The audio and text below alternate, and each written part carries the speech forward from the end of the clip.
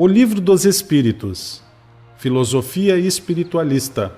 O Livro dos Espíritos contém os princípios da doutrina espírita sobre a imortalidade da alma, a natureza dos espíritos e suas relações com os homens, as leis morais, a vida presente, a vida futura e o porvir da humanidade, segundo o ensinamento dado pelos espíritos superiores, com auxílio de diversos médiuns, recebidos e coordenados por Allan Kardec. Tradução de Evandro Noleto Bezerra, Federação Espírita Brasileira. Capítulo 1. Deus. Deus e o Infinito. Perguntas de 1 a 3. Que é Deus? Deus é a inteligência suprema, causa primeira de todas as coisas. Que se deve entender por infinito? O que não tem começo nem fim, o desconhecido.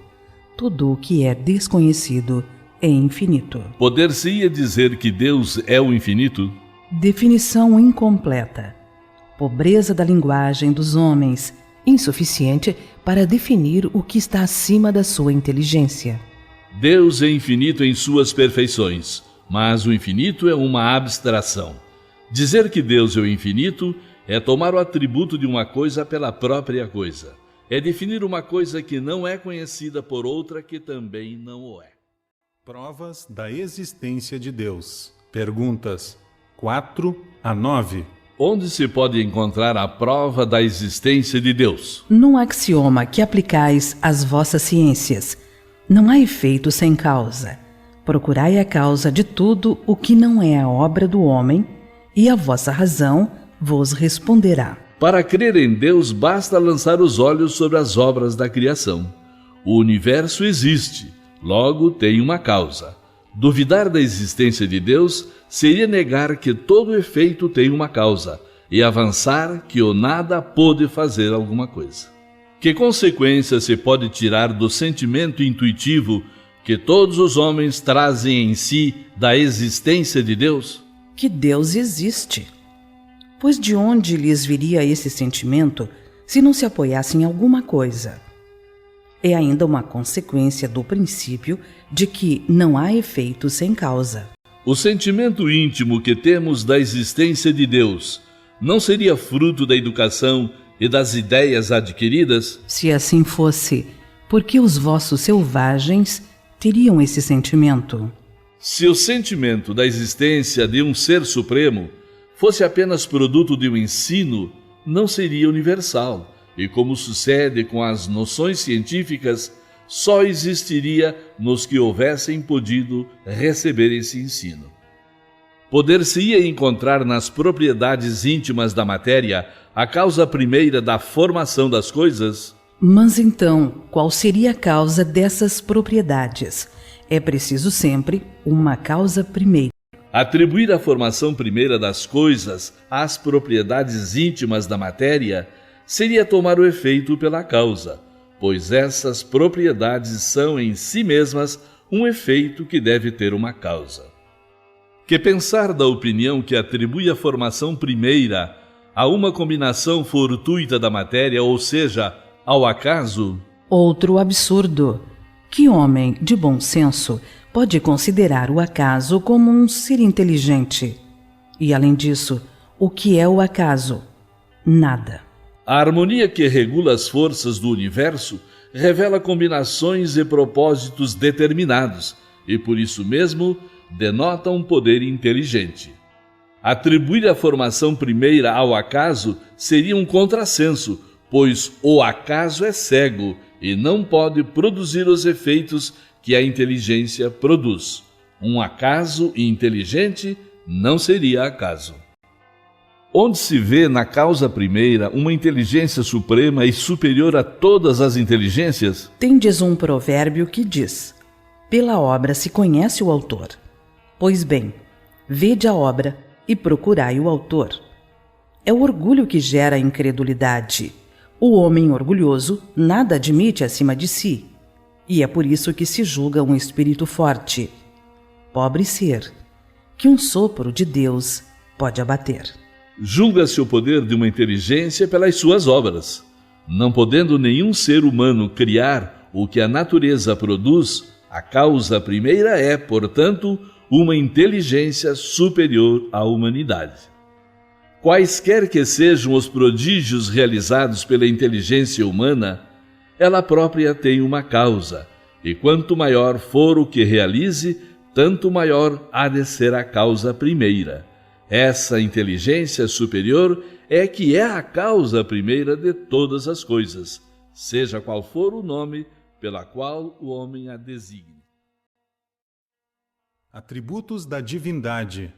Perguntas 10 a 13. Pode o homem compreender a natureza íntima de Deus? Não. Falta-lhe, para tanto, o sentido. Será dado um dia ao homem compreender o mistério da divindade? Quando o seu espírito não mais estiver obscurecido pela matéria e pela sua perfeição se houver aproximado de Deus, então o verá e o compreenderá. A inferioridade das faculdades do homem não lhe permite compreender a natureza íntima de Deus. Na infância da humanidade, o homem o confunde muitas vezes com a criatura, cujas imperfeições lhe atribui, mas, à medida que nele se desenvolve o senso moral, seu pensamento penetra melhor no âmago das coisas. Então, ele faz da divindade uma ideia mais justa e mais conforme à sã razão, embora sempre incompleta. Se não podemos compreender a natureza íntima de Deus, podemos ter ideia de algumas de suas perfeições? Sim, de algumas. O homem as compreende melhor à medida que se eleva acima da matéria. Ele as entrevê pelo pensamento. Quando dizemos que Deus é eterno, infinito, imutável, imaterial, único, onipotente, soberanamente justo e bom, não temos uma ideia completa de seus atributos? Do vosso ponto de vista, sim, porque acreditais abranger tudo. Mas ficais sabendo que há coisas acima da inteligência do homem mais inteligente e para as quais a vossa linguagem limita as vossas ideias e sensações. Não tem como se expressar. A razão, com efeito, vos diz que Deus deve possuir essas perfeições em grau supremo. Porque se tivesse uma só de menos, ou não a tivesse em grau infinito, não seria superior a tudo, e por conseguinte, não seria Deus. Para estar acima de todas as coisas, Deus não pode achar-se sujeito a nenhuma vicissitude, nem sofrer nenhuma das imperfeições que a imaginação possa conceber. Deus é eterno. Se tivesse tido um começo, teria saído do nada, ou então teria sido criado por um ser anterior. É assim que, pouco a pouco, remontamos ao infinito e à eternidade. É imutável. Se estivesse sujeito a mudanças, as leis que regem o universo não teriam nenhuma estabilidade. É imaterial, isto é, sua natureza difere de tudo o que chamamos matéria. De outro modo, ele não seria imutável porque estaria sujeito às transformações da matéria. É único. Se houvesse muitos deuses, não haveria unidade de vistas, nem unidade de poder na ordenação do universo. É onipotente, porque é único. Se não tivesse o soberano poder, algo haveria mais poderoso ou tão poderoso quanto ele. Não teria assim feito todas as coisas, e as que não tivesse feito seriam obra de outro Deus. É soberanamente justo e bom. A sabedoria providencial das leis divinas se revela nas menores como nas maiores coisas, e essa sabedoria não permite se duvide nem da sua justiça, nem da sua bondade. Panteísmo. Perguntas 14 a 16.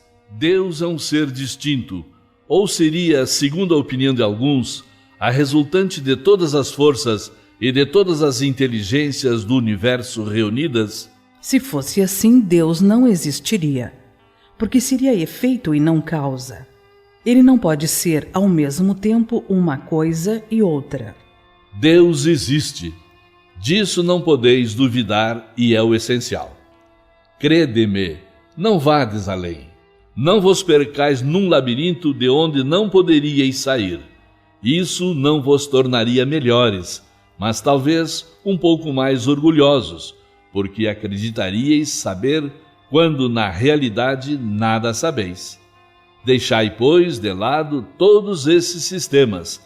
Tendes muitas coisas que vos tocam mais diretamente, a começar por vós mesmos. Estudai as vossas próprias imperfeições, a fim de vos desembaraçardes delas, o que vos será mais útil do que quererdes penetrar o que é impenetrável.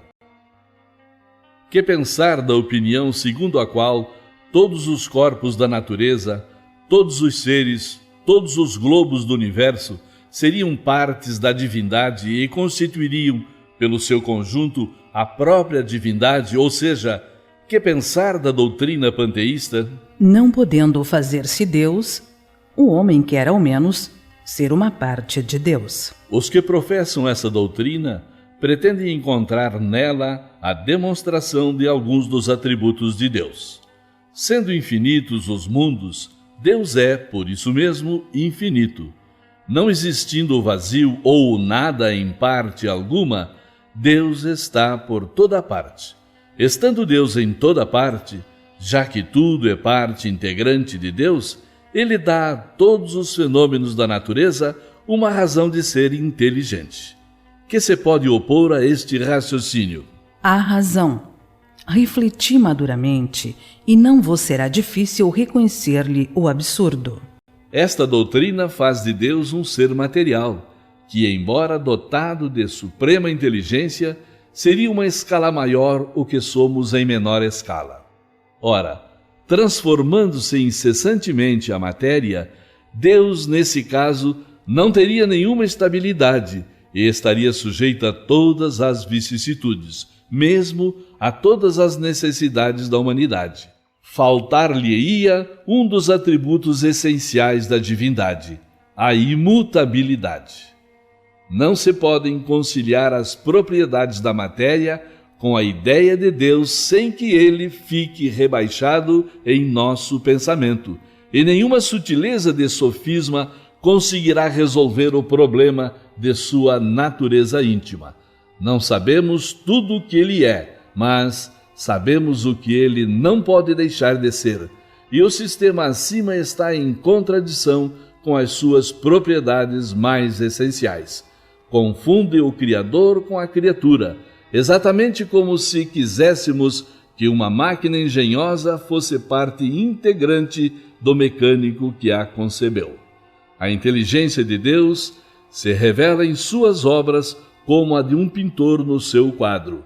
Mas as obras de Deus não são o próprio Deus, como o quadro não é o pintor que o concebeu e executou.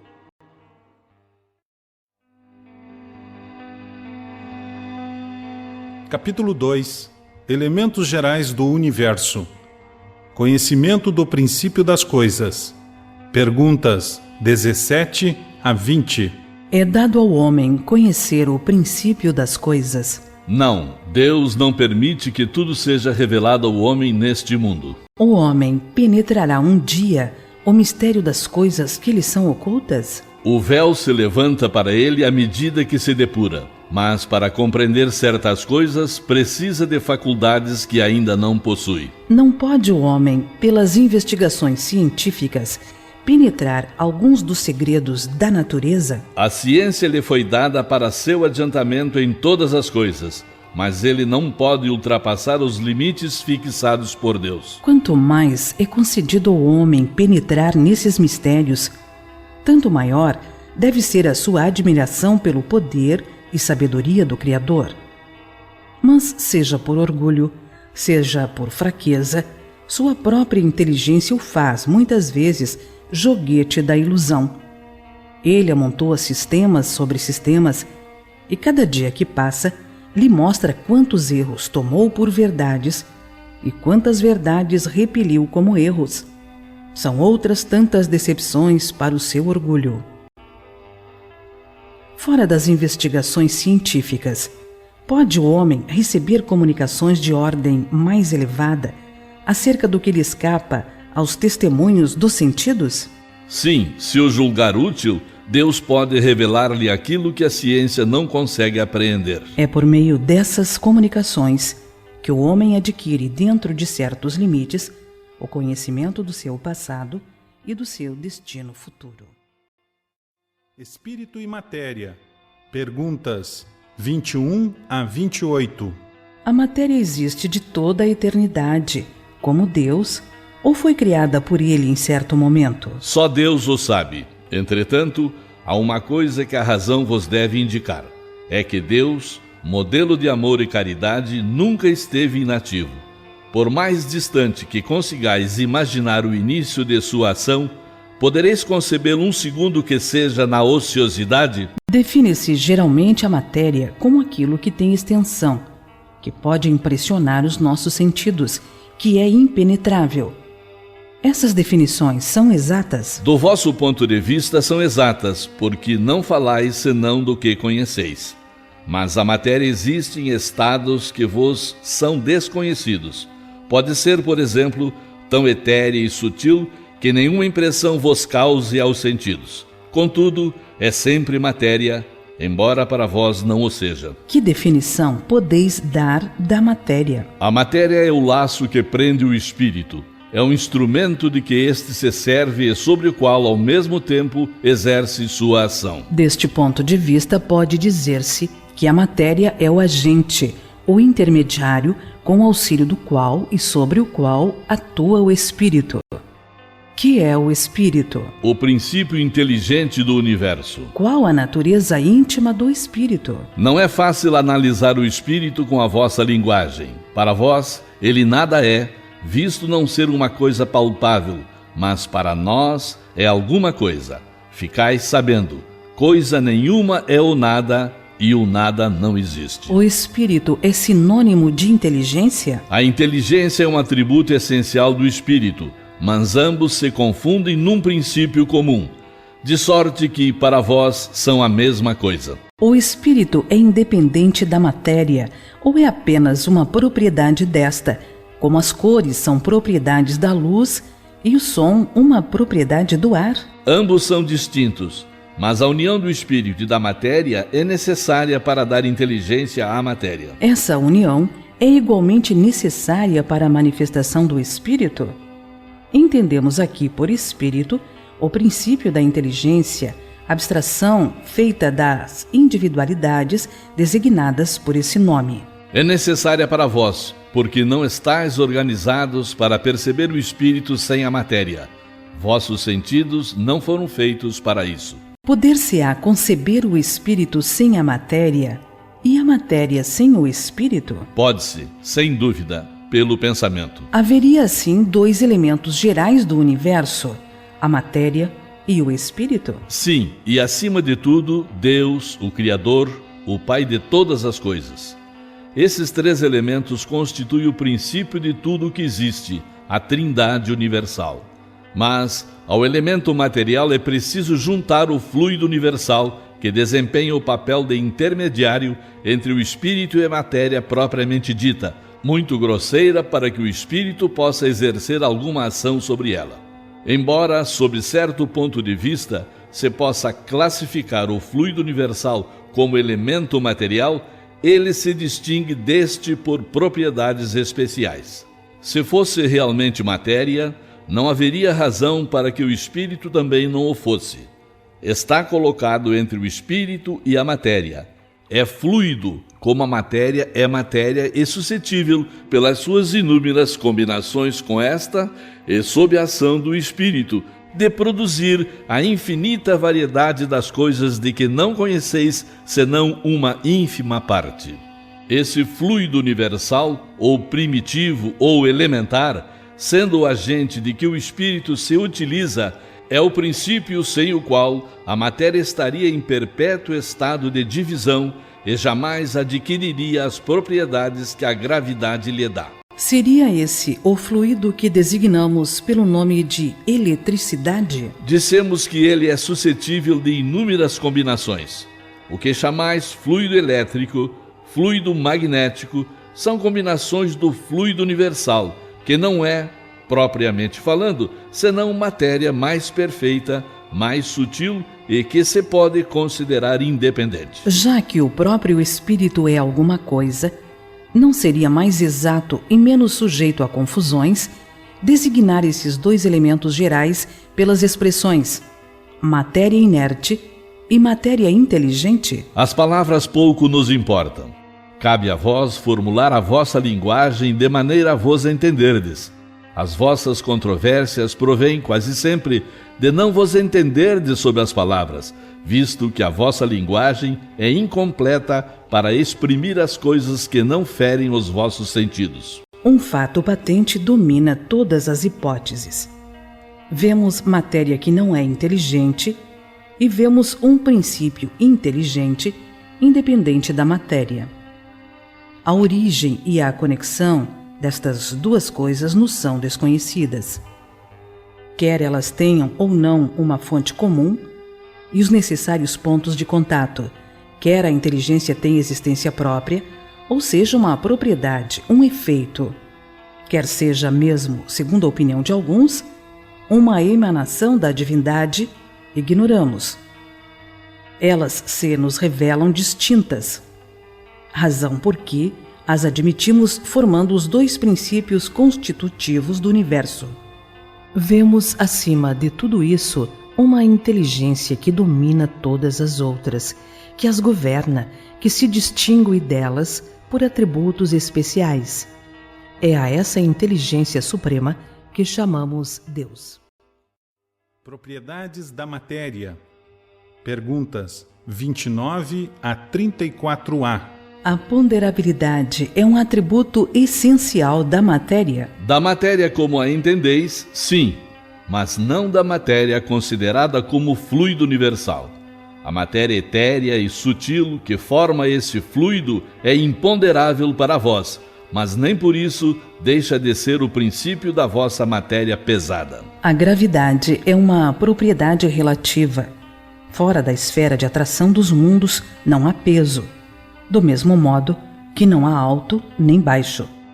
A matéria é formada de um só ou de vários elementos? De um só elemento primitivo. Os corpos que considerais simples não são verdadeiros elementos, mas transformações da matéria primitiva. De onde vêm as diferentes propriedades da matéria? Das modificações que as moléculas elementares sofrem por efeito da sua união e em certas circunstâncias. De acordo com isso, os sabores, os odores, as cores, o som, as qualidades venenosas ou salutares dos corpos não passariam de modificações de uma única e mesma substância primitiva? Sim, certamente, e que só existem pela disposição dos órgãos destinados a percebê-los. Esse princípio é demonstrado pelo fato de nem todos perceberem as qualidades dos corpos do mesmo modo.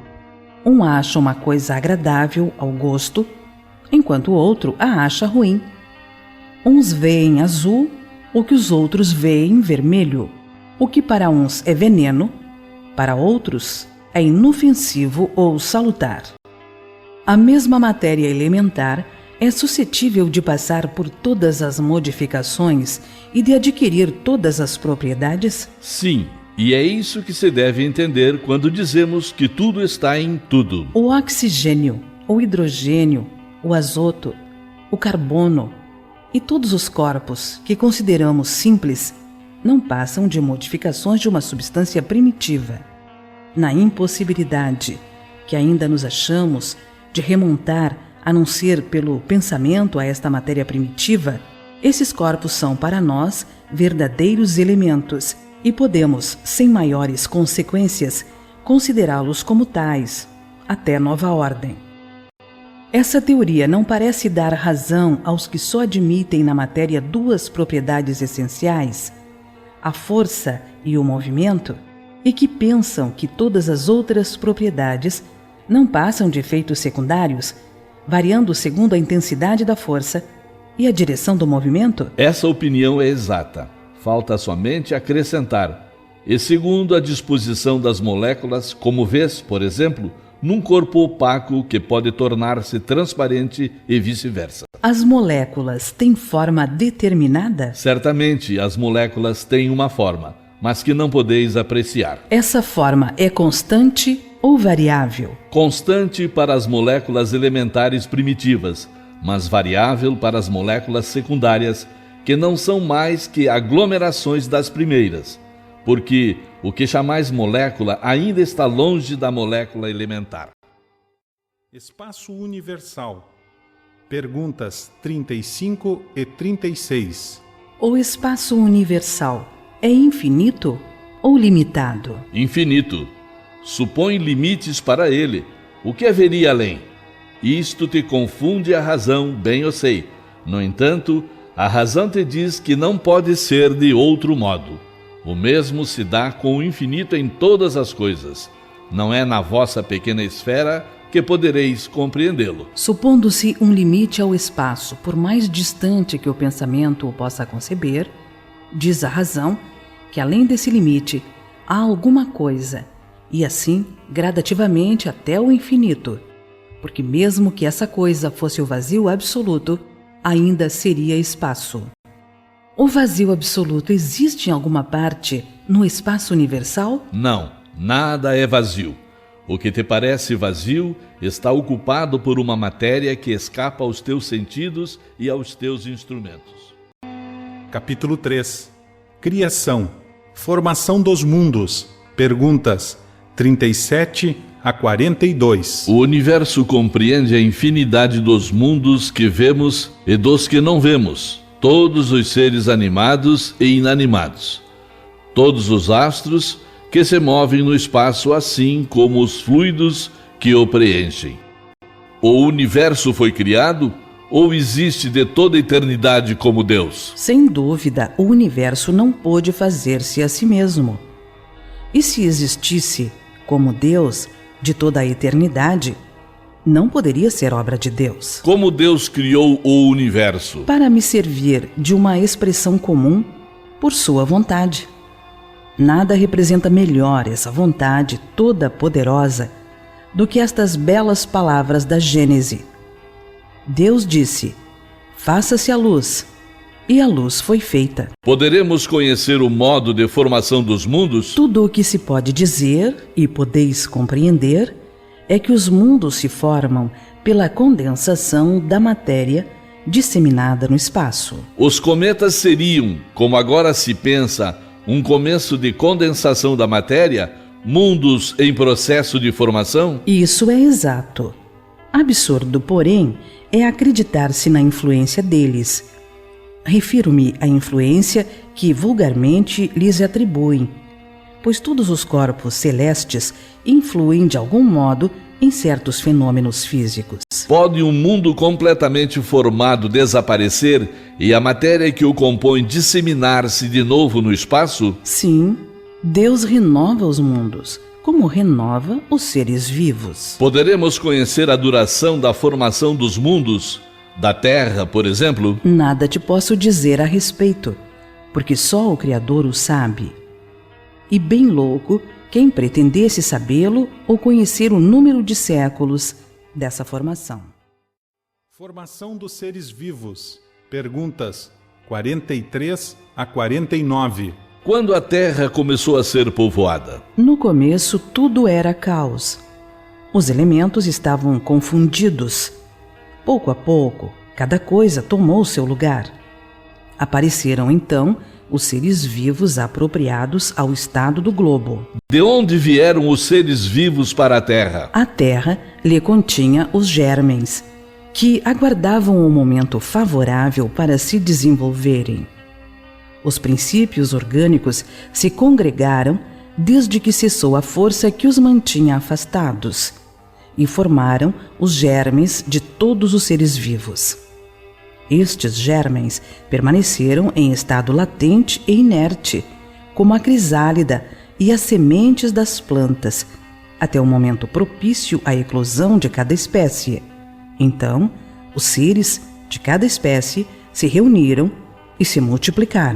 Onde estavam os elementos orgânicos antes da formação da Terra? achavam-se, por assim dizer, em estado de fluido no espaço, no meio dos espíritos ou em outros planetas, esperando a formação da Terra para começarem uma nova existência em um novo globo. A química nos mostra as moléculas dos corpos inorgânicos unindo-se para formarem cristais de uma regularidade constante, conforme cada espécie, desde que se encontre nas condições desejadas.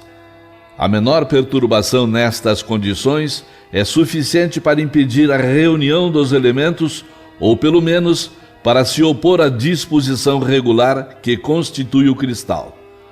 Por que não se daria o mesmo com os elementos orgânicos? Conservamos, durante anos, germens de plantas e de animais que só se desenvolvem a uma certa temperatura e em meio apropriado. Tem-se visto grãos de trigo germinarem depois de vários séculos. Há, pois, nesses germens, um princípio latente de vitalidade que apenas espera uma circunstância favorável para se desenvolver. O que se passa sob nossos olhos não pode ter existido desde a origem do globo? Essa formação dos seres vivos, saindo do caos pela própria força da natureza, diminui em alguma coisa a grandeza de Deus? Longe disso. Corresponde melhor à ideia que fazemos do seu poder a se exercer sobre mundos infinitos por meio de leis eternas. Essa teoria não resolve, é verdade, a questão da origem dos elementos vitais, mas Deus tem seus mistérios e pôs limite às nossas investigações. Ainda há seres que nasçam espontaneamente? Sim, mas o germe primitivo já existia em estado latente. Sois todos os dias testemunhas desse fenômeno. Os tecidos do homem e dos animais não contêm os germes de uma multidão de vermes que só esperam para desabrochar a fermentação pútrida necessária à sua existência? É um pequeno mundo que dormita e que se cria. A espécie humana se encontrava entre os elementos orgânicos contidos no globo terrestre? Sim, e veio a seu tempo. Foi isso que levou a se dizer que o homem se formara do limo da terra. Podemos conhecer a época do aparecimento do homem e dos outros seres vivos na terra? Não. Todos os vossos cálculos são quiméricos. Se o germen da espécie humana se encontrava entre os elementos orgânicos do globo, por que os homens não mais se formam espontaneamente como em sua origem? O princípio das coisas está nos segredos de Deus. Entretanto, pode dizer-se que os homens, uma vez espalhados pela terra, absorveram em si mesmos os elementos necessários à sua formação, para o transmitir segundo as leis de reprodução. Deu-se o mesmo com as diferentes espécies de seres vivos. Povoamento da Terra, Adão. Perguntas 50 e 51. A espécie humana começou por um único homem? Não. Aquele a quem chamais Adão não foi o primeiro, nem o único a povoar a terra. Poderemos saber em que época viveu Adão? Mais ou menos na que lhe assinalais, cerca de 4.000 anos antes de Cristo. O homem cuja tradição se conservou sob o nome de Adão foi um dos que sobreviveram em certa região a alguns dos grandes cataclismos que em diversas épocas abalaram a superfície do globo, e tornou-se o tronco de uma das raças que hoje o povoam. As leis da natureza se opõem a que os progressos da humanidade, constatados muito tempo antes de Cristo, tenham podido realizar-se em alguns séculos, caso o homem não existisse na Terra, senão a partir da época assinalada pela existência de Adão. Alguns, e com muita razão, consideram Adão um mito ou uma alegoria, personificando as primeiras idades do mundo. Diversidade das raças humanas. Perguntas 52 a 54. De onde vêm as diferenças físicas e morais que distinguem as variedades de raças humanas na Terra? Do clima, da vida e dos costumes. Dá-se o mesmo com 2 filhos da mesma mãe, que, educados longe um do outro e de modos diferentes, em nada se assemelharão quanto ao moral. O homem surgiu em vários pontos do globo? Sim, e em diversas épocas. E é essa também uma das causas da diversidade das raças. Mais tarde, os homens, dispersando-se nos diferentes climas e aliando-se a outras raças, formaram novos tipos. Essas diferenças constituem espécies distintas? Certamente que não. Todos são da mesma família. Porventura, as múltiplas variedades de um mesmo fruto o impedem de pertencer à mesma espécie? Se, pois, a espécie humana não procede de um só indivíduo, os homens devem deixar, por isso, de se considerarem irmãos? Todos os homens são irmãos em Deus, porque são animados pelo Espírito e tendem para o mesmo fim. Quereis sempre tomar as palavras ao pé da letra. Pluralidade dos mundos. Perguntas 55 a 58. Todos os globos que circulam no espaço são habitados? Sim, e o homem da Terra está longe de ser, como supõe, o primeiro em inteligência, em bondade e em perfeição. Entretanto, há homens que se julgam muito fortes e pretendem que só este pequeno globo tenha o privilégio de abrigar seres racionais. Orgulho e vaidade. Acreditam que Deus criou o universo só para eles. Deus povoou os mundos de seres vivos, e todos concorrem para o objetivo final da providência. Acreditar que os seres vivos estejam limitados ao único ponto que habitamos no universo seria pôr em dúvida a existência de Deus, que não fez coisa alguma inútil. Ele deve ter dado a cada um desses mundos uma destinação mais séria do que a de nos recriarem à vista. Nada, aliás, nem na posição, nem no volume, nem na constituição física da Terra pode levar-nos à suposição de que só ela goze do privilégio de ser habitada, com exclusão de tantos milhares de mundos semelhantes. A constituição física dos diferentes globos é a mesma? Não, eles não se assemelham de forma alguma. Não sendo a mesma para todos, a constituição física dos mundos, deve-se concluir que tenham organizações diferentes os seres que os habitam? Sem dúvida, como entre vós, os peixes são feitos para viver na água e os pássaros no ar. Os mundos mais afastados do Sol estarão privados de luz e calor, já que o Sol apenas se mostra a eles com a aparência de uma estrela? Pensais então que não há outras fontes de luz e calor além do Sol? Não tendes em conta a eletricidade que em certos mundos desempenha um papel que desconheceis e bem mais importante do que na Terra? Além disso, não dissemos que todos os seres vêm da mesma maneira que a vossa e com órgãos de conformação idêntica à dos vossos? As condições de existência dos seres que habitam os diferentes mundos devem ser apropriadas ao meio em que são chamados a viver. Se nunca tivéssemos visto peixes, não compreenderíamos que alguns seres pudessem viver dentro d'água. Assim acontece com outros mundos que provavelmente contêm elementos que desconhecemos. Não vemos na Terra as longas noites polares iluminadas pela eletricidade das auroras boreais? Que há de impossível no fato de a eletricidade em certos mundos ser mais abundante do que na Terra e desempenhar neles um papel geral cujos efeitos não podemos compreender? Esses mundos podem, pois, conter em si mesmos as fontes de calor e de luz necessárias aos seus habitantes. Considerações e concordâncias bíblicas referentes à criação. Pergunta 59. Os povos formaram ideias muito divergentes sobre a criação, de acordo com as luzes que possuíam. Apoiada na ciência, a razão reconheceu a inverossimilhança de algumas teorias. A que os espíritos nos oferecem confirma a opinião há muito tempo admitida pelos homens mais esclarecidos. A objeção que se pode fazer a essa teoria é a de estar em contradição com o texto dos livros sagrados.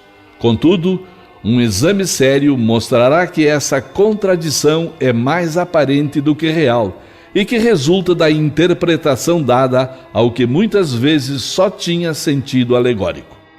A questão do primeiro homem, na pessoa de Adão, como único tronco da humanidade, não é a única sobre a qual as crenças religiosas tiveram que se modificar. O movimento da Terra apareceu em determinada época de tal modo em oposição ao texto sagrado que não houve gênero de perseguições a que esta teoria não tivesse servido de pretexto. E, no entanto, a Terra gira, apesar dos anátemas, não podendo ninguém hoje contestá-lo sem ofender a sua própria razão. Diz também a Bíblia que o mundo foi criado em 6 dias e fixa a época da criação em torno de 4.000 anos antes da era cristã. Antes disso, a Terra não existia. Foi tirada do nada. O texto é formal. E eis que a ciência positiva, a ciência inexorável, vem provar o contrário. A formação do globo está escrita em caracteres irrecusáveis no mundo fóssil, e está provado que os 6 dias da criação indicam outros tantos períodos, cada um, talvez, de muitas centenas de milhares de anos. Isto não é um sistema, uma doutrina, uma opinião isolada. É um fato tão seguro como o do movimento da Terra, e que a teologia não pode negar-se a admitir. Prova evidente do erro a que se está sujeito a cair quando se tomam ao pé da letra as expressões de uma linguagem quase sempre figurada. Dever-se-á, por isso, concluir que a Bíblia é um erro? Não, mas que os homens se equivocaram ao interpretá-la. Escavando os arquivos da Terra, a ciência descobriu a ordem em que os diferentes seres vivos apareceram na sua superfície. E esta ordem está de acordo com a indicada na Gênese, com a diferença de que esta obra, em vez de ter saído milagrosamente das mãos de Deus em algumas horas, realizou-se sempre pela sua vontade, mas segundo a lei das forças da natureza, em alguns milhões de anos. Deus se tornou, por isso, menor e menos poderoso? Sua obra ficou menos sublime por não ter o prestígio da instantaneidade? Evidentemente, não. Seria preciso fazer da divindade uma ideia bem mesquinha para não se reconhecer a sua onipotência nas leis eternas que estabeleceu para reger os mundos. A ciência, longe de desmerecer a obra divina, nos-la mostra sob um aspecto mais grandioso e mais conforme às noções que temos do poder e da majestade de Deus, pela razão mesma de ela se ter realizado sem derrogar as leis da natureza. A ciência, de acordo nesse ponto com Moisés, coloca o homem em último lugar na ordem da criação dos seres vivos.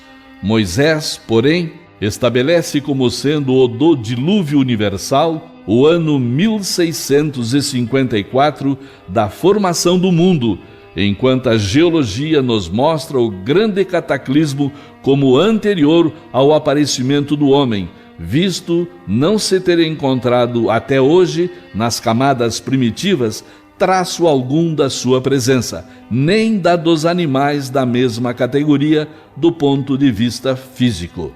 Mas nada prova que isto seja impossível. Muitas descobertas já lançaram dúvidas a respeito. Pode acontecer que, de um momento para outro, se adquira a certeza material da anterioridade da raça humana, e então se reconhecerá que, nesse ponto, como em tantos outros, o texto bíblico é uma figura. A questão está em saber se o cataclismo geológico é o mesmo que o de Noé. Ora, o tempo necessário à formação das camadas fósseis não permite confundi-los, e desde que se encontrem vestígios da existência do homem antes da grande catástrofe, ficará provado que Adão não foi o primeiro homem, ou que a sua criação se perde na noite dos tempos. Contra a evidência, não há raciocínios possíveis, e será preciso aceitar-se esse fato, como se aceitaram o do movimento da Terra e os 6 períodos da criação. A existência do homem antes do dilúvio geológico ainda é, na verdade, uma hipótese, mas eis aqui uma coisa que o é menos. Admitindo-se que o homem tenha aparecido pela primeira vez na Terra 4.000 anos antes do Cristo e que 1.650 anos mais tarde toda a raça humana foi destruída, com exceção de uma única família, conclui-se que o povoamento na Terra data apenas de Noé, ou seja, de 2.350 anos antes da nossa era. Ora, quando os hebreus imigraram para o Egito, no 18º século, encontraram esse país muito povoado e já bastante adiantado em civilização. A história prova que, nessa época, a Índia e outros países eram igualmente florescentes, mesmo sem se levar em conta a cronologia de certos povos, que remonta a uma época muito mais afastada. Teria sido preciso, portanto, que do 24º ao 18º século, isto é, que num espaço de 600 anos, não somente a posteridade de um único homem tivesse podido povoar todas as imensas regiões então desconhecidas, supondo-se que as outras não o fossem, mas também que, nesse curto intervalo, a espécie humana houvesse podido elevar-se da ignorância absoluta, do estado primitivo, ao mais alto grau de desenvolvimento intelectual, o que contraria todas as leis antropológicas. A diversidade das raças vem reforçar mais ainda esta opinião. O clima e os costumes produzem, sem dúvida, modificações das características físicas. Sabe-se, porém, até onde pode ir a influência dessas causas, e o exame fisiológico prova haver, entre certas raças, diferenças constitucionais mais profundas do que as que o clima é capaz de determinar. O cruzamento das raças produz os tipos intermediários. Tende a apagar os caracteres extremos, mas não os produz, apenas cria variedades. Ora, para que tenha havido cruzamento de raças, era preciso que houvesse raças distintas. Como então explicar a sua existência, dando-lhes um tronco comum e, sobretudo, tão próximo? Como admitir que em alguns séculos, alguns descendentes de Noé se tenham transformado a ponto de produzirem a raça etíope, por exemplo? Uma tal metamorfose não é mais admissível do que a hipótese de um tronco comum para o lobo e a ovelha, para o elefante e o pulgão, para o pássaro e o peixe. Ainda uma vez, nada pode prevalecer contra a evidência dos fatos. Tudo se explica ao contrário, admitindo-se que a existência do homem é anterior à época que lhe é vulgarmente assinalada, que diversas são as origens, que Adão, vivendo há 6.000 anos, tenha povoado uma região ainda desabitada, que o dilúvio de Noé não foi uma catástrofe parcial, confundida com o cataclismo geológico, levando-se em conta, finalmente, a forma alegórica peculiar ao estilo oriental, a qual se encontram nos livros sagrados de todos os povos. Por isso, é prudente não contestar com tanta leviandade as doutrinas que, cedo ou tarde, como tantas outras, podem desmentir os que as combatem.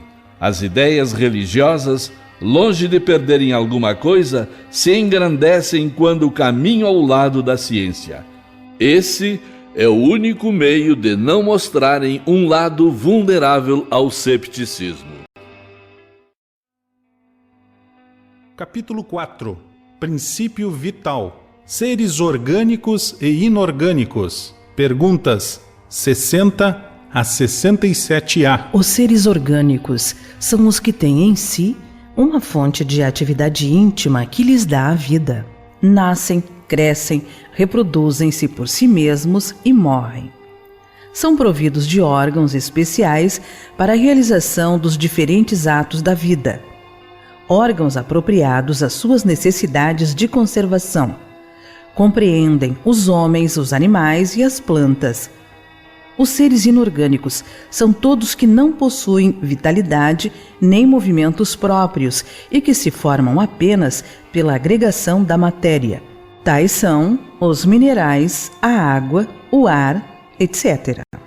É a mesma a força que une os elementos da matéria nos corpos orgânicos e inorgânicos? Sim, a lei de atração é a mesma para todos. A diferença entre a matéria dos corpos orgânicos e a dos inorgânicos? A matéria é sempre a mesma, mas nos corpos orgânicos está animalizada. Qual a causa da animalização da matéria? Sua união com o princípio vital. O princípio vital reside em algum agente particular ou é apenas uma propriedade da matéria organizada? Numa palavra, é efeito ou causa? Uma e outra coisa. A vida é um efeito produzido pela ação de um agente sobre a matéria. Esse agente, sem a matéria, não é a vida, do mesmo modo que a matéria não pode viver sem esse agente. Ele dá a vida a todos os seres que o absorvem e o assimilam. Vimos que o espírito e a matéria são dois elementos constitutivos do universo.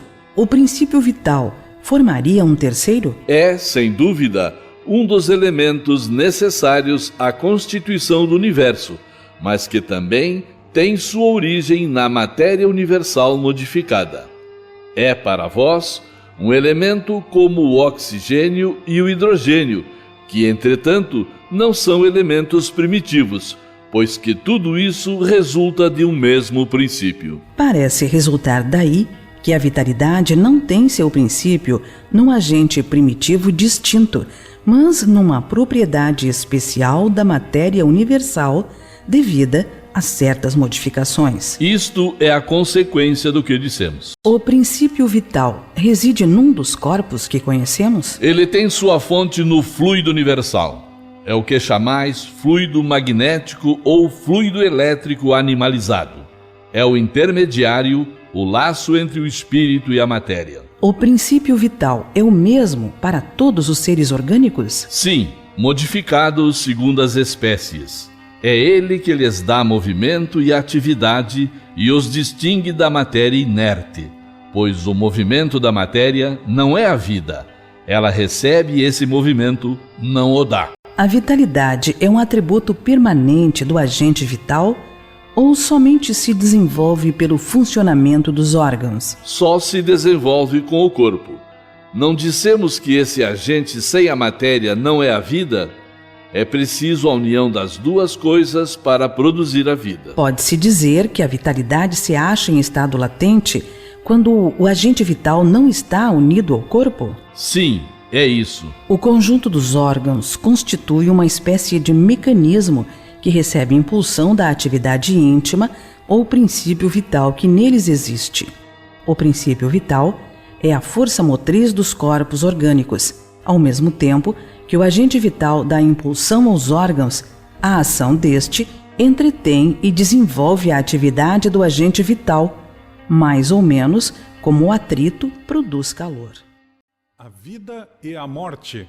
Perguntas 68 a 70. Qual a causa da morte nos seres orgânicos? Esgotamento dos órgãos. Poder-se-ia comparar a morte à cessação do movimento numa máquina desorganizada? Sim, se a máquina não está bem montada, a mola se parte.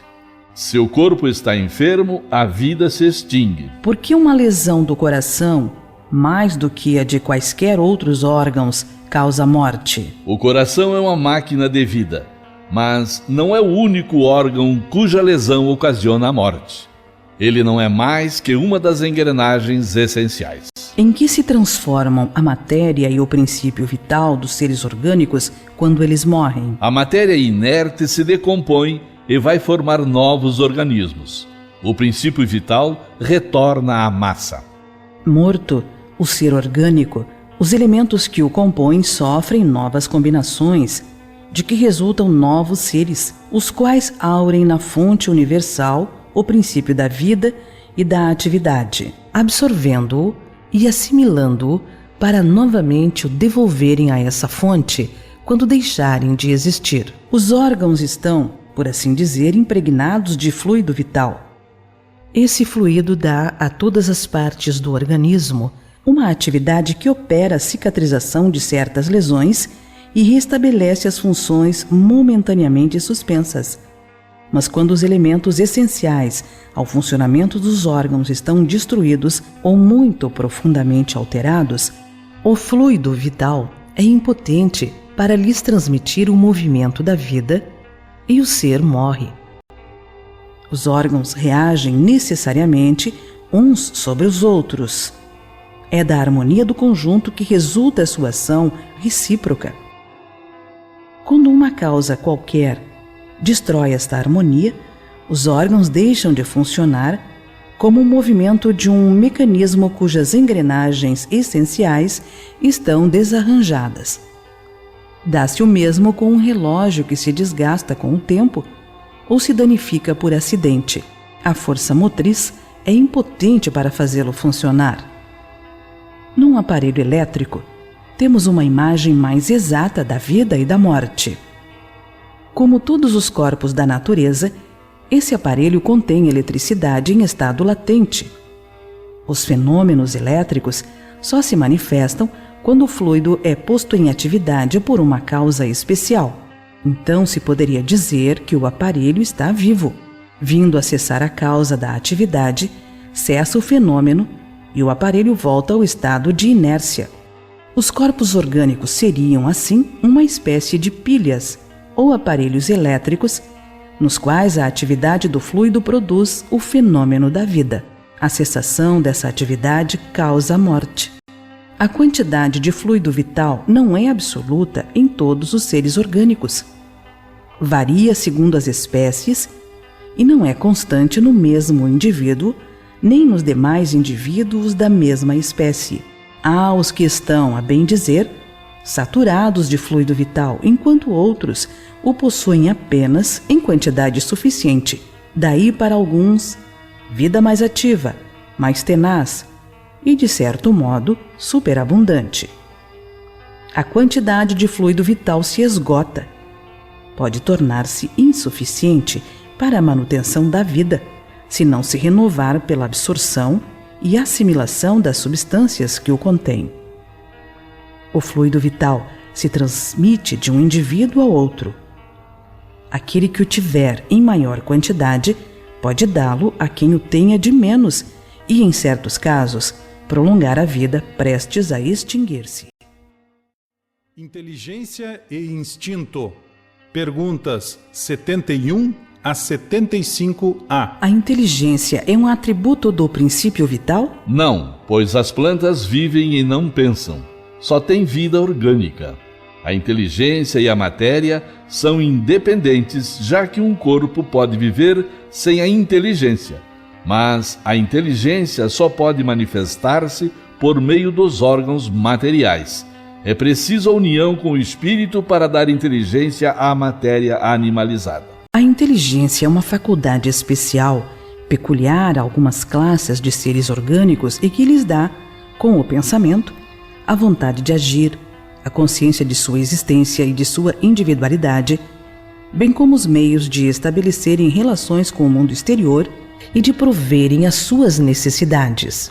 Podem distinguir-se assim: primeiro, seres inanimados, formados apenas de matéria, sem vitalidade nem inteligência, são os corpos brutos. Segundo, os seres animados que não pensam, formados de matéria e dotados de vitalidade, mas desprovidos de inteligência. Terceiro, os seres animados pensantes, formados de matéria, dotados de vitalidade e tendo a mais um princípio inteligente que lhes dá a faculdade de pensar. Qual é a fonte da inteligência? Já o dissemos, a inteligência universal. Poder-se-ia dizer que cada ser tira uma porção de inteligência da fonte universal e a assimila? Como tira e assimila o princípio da vida material? Isto é apenas uma comparação, mas que não é exata, porque a inteligência é uma faculdade própria de cada ser e constitui a sua individualidade moral. Além disso, como sabeis, há coisas que ao homem não é dado penetrar, e esta, por enquanto, é uma delas. O instinto é independente da inteligência? Não exatamente, porque o instinto é uma espécie de inteligência. É uma inteligência não racional. É por ele que todos os seres provêm as suas necessidades. Pode-se estabelecer um limite entre o instinto e a inteligência, isto é, precisar onde acaba um e começa a outra? Não, porque muitas vezes se confundem. Mas se podem distinguir muito bem os atos que decorrem do instinto daqueles que pertencem à inteligência. É correto dizer-se que as faculdades instintivas diminuem à medida que crescem as intelectuais? Não, o instinto existe sempre, mas o homem o despreza. O instinto também pode conduzir ao bem. Ele quase sempre nos guia e algumas vezes com mais segurança do que a razão. Nunca se engana. Por que a razão nem sempre é um guia infalível? Seria infalível se não fosse falseada pela má educação, pelo orgulho e pelo egoísmo. O instinto não raciocina.